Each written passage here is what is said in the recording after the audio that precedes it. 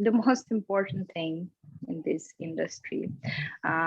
If we talk of any industry, actually, you want to be something, you have to be confident that you can be that.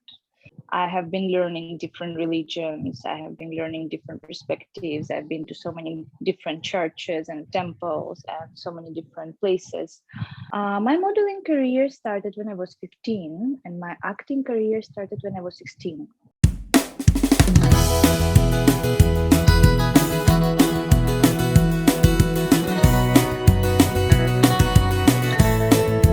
So, hello everyone, welcome to Success Stories Talk Show Season 2, presented by Trident Communications in association with World Humanitarian Foundation. I'm Alka, your host for today, and as our guest for today, we have Natalya Ilina Mahajan. She's a model and an actress, and now that we have here with us on our show today, let's talk about her journey of success. Hello, Natalya, how are you? Hi, I'm great. Thank you. Thank you for inviting me. Yeah, thank you so much for being on our show and giving us your time for this episode of Success Stories. Yes, of course. So, Natalia, as we know that you are actually from Kazakhstan. So, what was the idea that made you come from Kazakhstan to India? Actually, right before I came to India, I've been traveling a lot, and I lived in China for 3 years. So I have been traveling since I was 18, and I always wanted to explore the world, to see the world and everything, but I never thought that I'm going to stay and live in India. For me, India was like more to explore and to try it out, so when I came first time, I came on a contract for Bollywood, and I've shot in one movie, and I've met so many wonderful people. I've made so many friends, and we got some business ideas, and it kind of caught up to me, and I felt like this is a place where I feel comfortable. This is a place where I feel good. This is the people who I can connect to, and yeah, so it went, and it keeps going on. It's been 6.5 years since that time. All right. So, your modeling career started in Kazakhstan, and your Bollywood debut was in India. So, how was your experience? My modeling career started when I was 15, and my acting career started when I was 16. So I was very young, and experience is a lot to say, actually. When you're young and you start working, it's different. Yeah, and plus, what should I say? I've been traveling as a model as well, and acting is totally different experience. It seems similar. There is a camera, there is a crew, but it's totally different. Acting is much more lively and much more spiritually. Like you can feel the spirit of it. Like you get into some scene, and you feel different when you're acting. And when you're modeling, there is also different experiences. Like when you're walking on the ramp, it's wonderful. It's amazing. That feeling you get. Yeah. So my experiences has been different in different countries, different in different cultures, different with different designers, different with studios. So it has been all beautiful. That's all I can say right now. And apart from acting and modeling, I have been into business. I have been into um, art a lot, and I have been doing so many things apart from that. It was never for me just one thing. I was never just a model, or I was never just an actress, and it was always secondary, but it was always a part of my life since, I mean, come on, I was 15 since I remember myself. Yeah. So, as you said, that you came to India as you had a project here and you were still just exploring the place, but luck had something very huge for you right here. So, what were Yes, the correct. challenges that you faced when you started following Hinduism?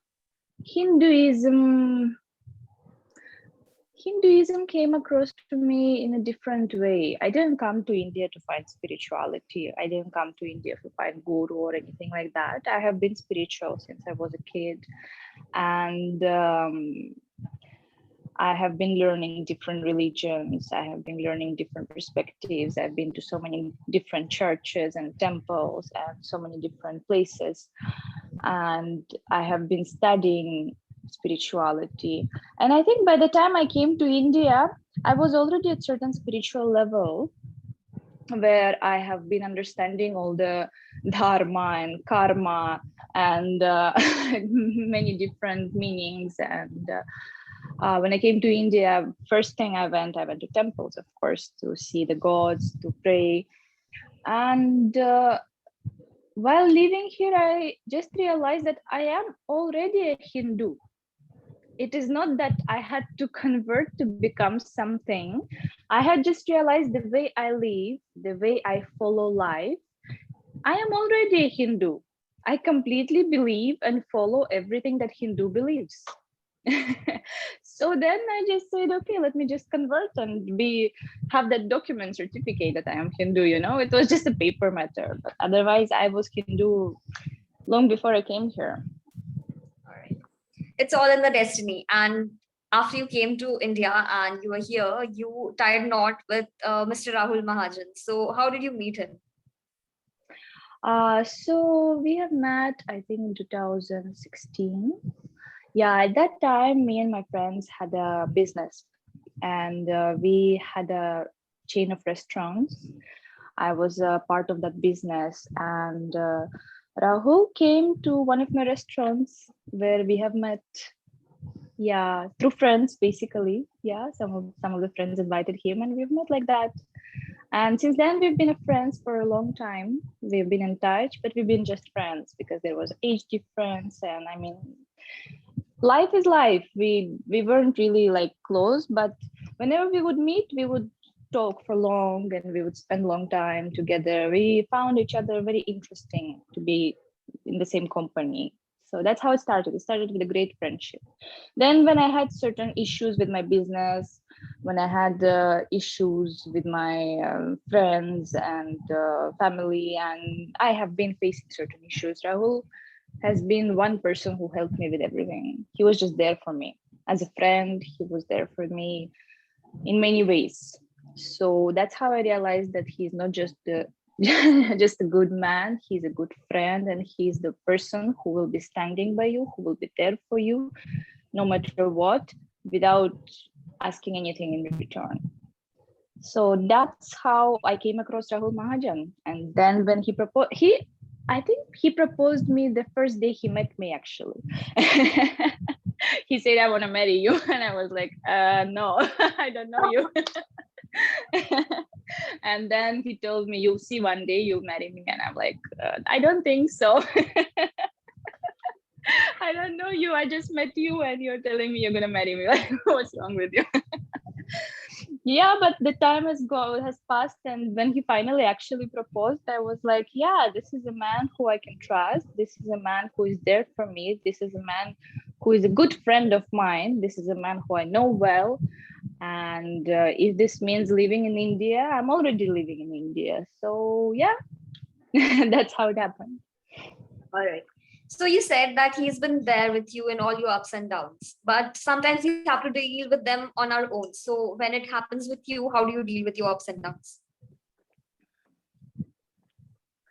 Well, it depends. Ups and downs with ups, of course, I share my ups.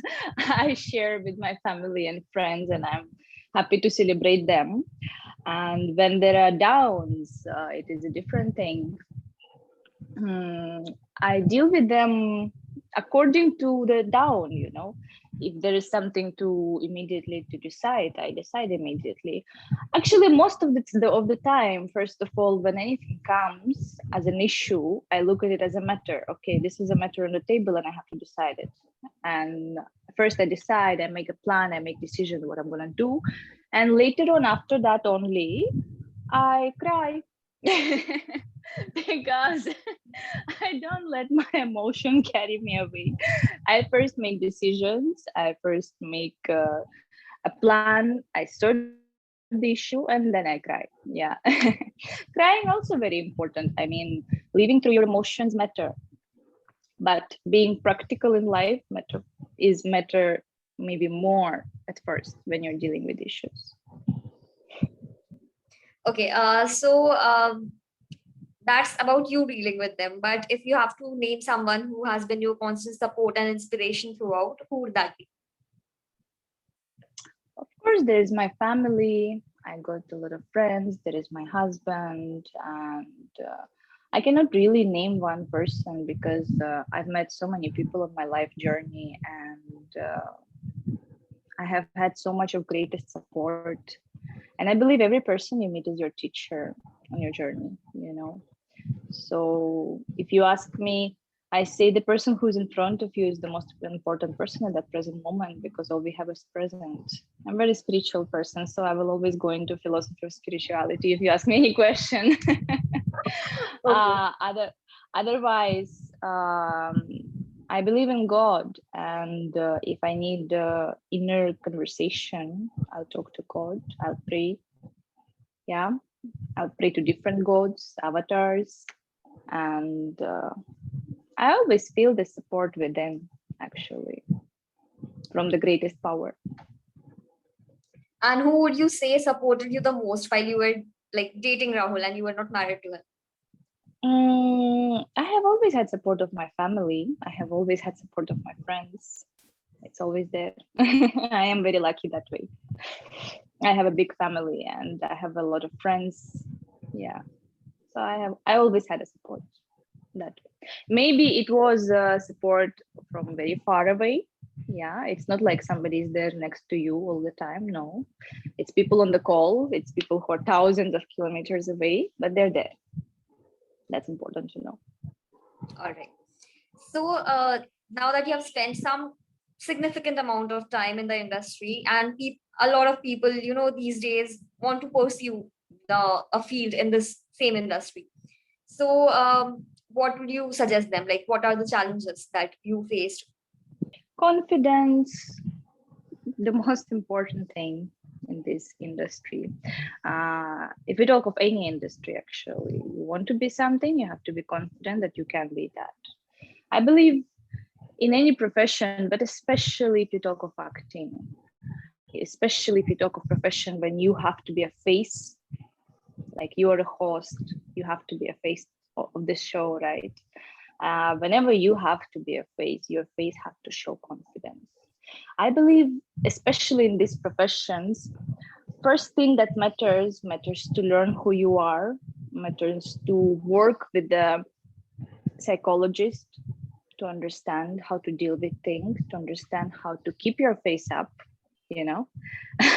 In modeling, there is a lot of challenges, both actually cinema and modeling, both.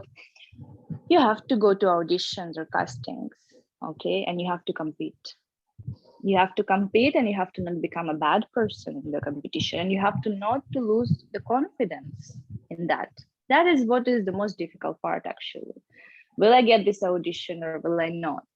Will I get this job or will I not?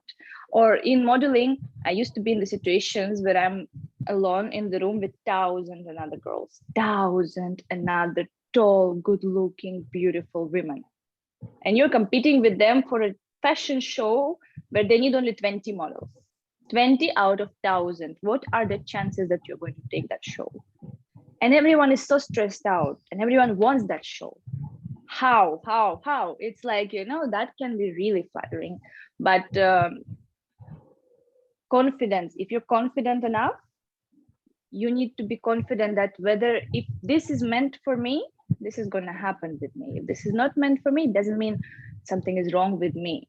If I do not get this job, if I do not get this audition, it means it's not meant for me, it meant for someone else. It doesn't mean I am bad. It doesn't mean something is wrong with me, So very, very important part is not to lose your confidence, not to lose belief in yourself because you're losing. And these are professions when you lose the most.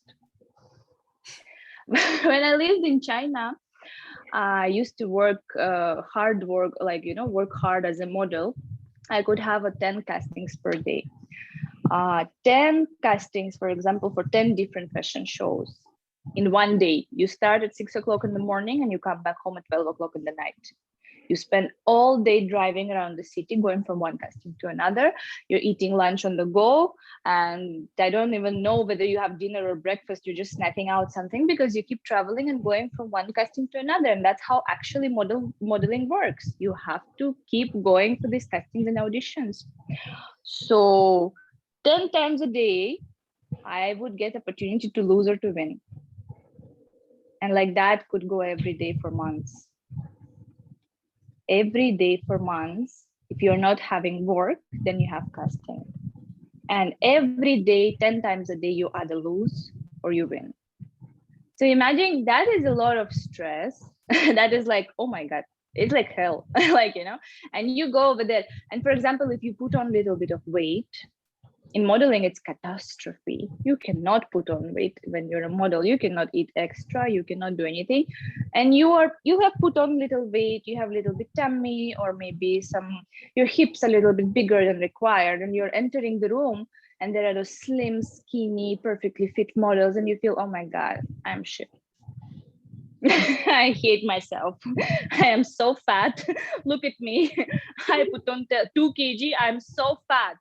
And you know how many complexes rises in those girls over there? It is extreme. It is extreme. And I'm very happy that this movement is going on right now, the healthy body and body positivity. I do not think it should be extreme, but it's good that certain modeling agencies right now are removing the grid of the measurements of the model's body. Because 10 years ago, measurements was the most important thing. You put on 2 centimeters, you're not getting the contract. 2 centimeters more, you are not getting the contract. That's how it worked. Right now, the world is changing, and I'm very happy with this change, but it is still the same. You are fatter, you're slimmer, you lose this, you cut your hair, you do this, you do not look good enough. You are not good enough. And that stays as a really, really bad influence on the person who works in that industry. So, which is why I'm telling you, the most important thing is self-confidence. You need to work on self-confidence. You need to work on psychology. You need to work on believing in yourself first before even starting getting into any of these industries. Yeah, I think I spoke a lot. No, that's fine. So you have been a part of some really successful pageants. So how did it change your life? To be honest, as an opinion of someone who worked in the industry for a very long time, pageants do not change anything. I mean, unless you go for Miss Universe and you win, it doesn't change anything in your life or in your profession. It doesn't mean anything only. Because in profession, when you are actually professional, your win is when you get a work with the best brand. Okay, that's your win in the pageant. Okay, you got to work with the best brand and your face of certain brand. That's your win. And you earn that much money, because in beauty pageants you don't even earn that much. Nobody earns that much over there. It's just a PR project. And yes, maybe you get some kind of famous after pageants, but it doesn't change anything in your life. Nuh-uh. Till now, unless it's a really big show like Miss Universe level, it doesn't do anything in your life. So right. I can't really say much about beauty pageants. And again, the same thing that I told you about castings. Who is better? You competing with others and you think there's something wrong with me. I don't think they're either good for psychology of the girls who are there. Okay, I don't think they're healthy. Yeah, and they do not mean much in the industry. I mean, I worked with many modeling agencies, and if none of the agencies asked any of the girls whether they've been in the beauty pageants or not, So yeah. All right. So, like, as you said, that it is a tough job. So how do you manage your love life, passion, and profession all together? I believe every person has to have certain things they love to do, be occupied in their life. It shouldn't be extreme. You should always have a space for everything in your life. You should have a space for your dog. You should have a space for your parents. You should have a space for your friends. You should have a space for your work, and you should have a space for your love life, for everyone.